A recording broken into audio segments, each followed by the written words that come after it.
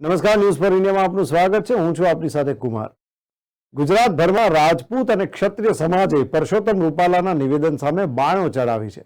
તેમના નિવેદનને કારણે વિવાદ વધુને વધુ વકરતો જઈ રહ્યો છે. રાજ્યભરમાં રૂપાલાની લોકસભાની ટિકિટ ભાજપ દ્વારા રદ કરવામાં આવે તેવી માંગ ક્ષત્રિયો કરી રહ્યા છે. ત્યારે હવે ભાવનગરના વર્તેજમાં પણ ઉગ્ર વિરોધ સાથે રૂપાલા વિરુદ્ધ પોસ્ટરો લગાવવામાં આવ્યા છે. પુરુષોત્તમ રૂપાલાના વિરોધમાં વર્તેજ ગામ દ્વારા આજે સ્વયંભૂ બંધ પાળીને પોતાનો રોષ વ્યક્ત કર્યો હતો. પુરુષોત્તમ રૂપાલાની ટિકિટ રદ કરવામાં આવે તેવી માંગ સાથે વર્તેજના 200થી વધુ ગ્રામજનો દ્વારા સૂત્રોચ્ચાર કરાયા હતા.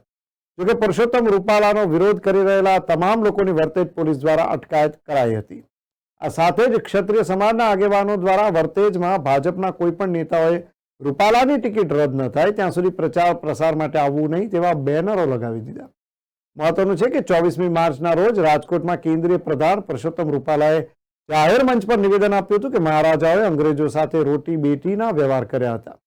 જોકે દમન છતાં રૂખી સમાજે નહોતો બદલ્યો ધર્મ કે નહોતો બદલ્યો વ્યવહાર.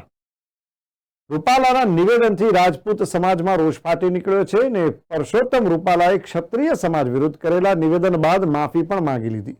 જોકે તેમ છતાં વિવાદ શમવાનું નામ નથી લઈ રહ્યો. કોંગ્રેસ નેતા અને ક્ષત્રિય અગ્રણી આદિત્યસિંહ ગોયલે પુરુષોત્તમ રૂપાલા સામે કોર્ટમાં બદનક્ષીની અરજી પણ કરી છે.